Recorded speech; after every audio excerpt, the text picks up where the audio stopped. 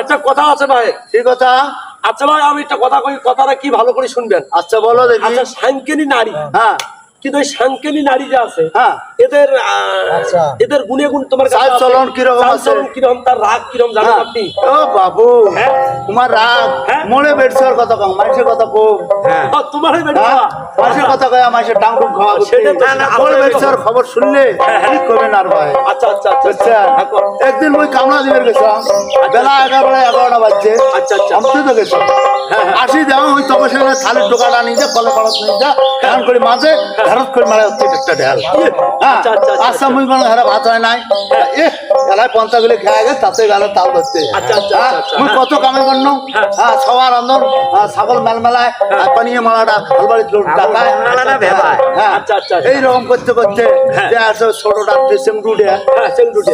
3 বছর সবার। আচ্ছা আচ্ছা হ্যাঁ, আচ্ছা, হ্যাঁ। ওই আসি কান্দি কান্দি কবাছে, মা দুধ দে, মা মুখ দুধ দে। আচ্ছা আচ্ছা আচ্ছা, হ্যাঁ, তারপরে ওই 11 কিসের কি দুধ দেয়, মোর রাগ শুনিয়ে একটা সভা ধরে মারছে একটা ঢেল। আচ্ছা। কলার তো বোধ বড়িয়া ম্যাচ করে দিচ্ছে। এত রাগ তোমার এত রাগ মানে এটা শান্তি নিয়ে নারী। তাহলে সাংকেনি নারী, তাহলে দেখো শোনো, কি? তোমরা জেনে করলেন না, এই দেখো। আচ্ছা